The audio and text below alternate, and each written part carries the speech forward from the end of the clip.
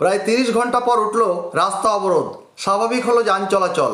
বৃহস্পতিবার বেলা গড়িয়ে আসতেই শুরু হয়েছিল রাস্তা অবরোধ, যার ফলে যান চলাচল বন্ধ হয়ে যায়। একমাত্র ঝাড়খণ্ড যাওয়ার রাস্তা, এই রাস্তা দিয়েই যাতায়াত করতে হয়।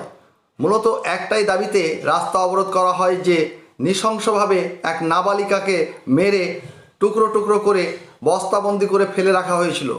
পুলিশ প্রশাসনের উদ্যোগে মৃতদেহ উদ্ধার করা হয়েছিল।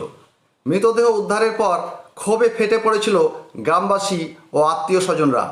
আর এই ঘটনার সঙ্গে জড়িত অভিযুক্ত শিক্ষক ও তার সঙ্গে যারা জড়িত আছে তাদের দৃষ্টান্তমূলক শাস্তির দাবিতে এই অবরোধ করা হয়।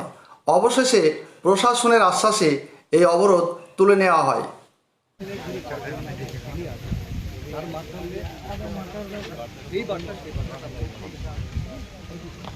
একদম প্রয়োজনে কমিউনিকেশন আমরাই যথেষ্ট অন বিহেভ অফ এসপি আমরাই তো আমরা একদম যেটা যেটা এই জিনিসটাই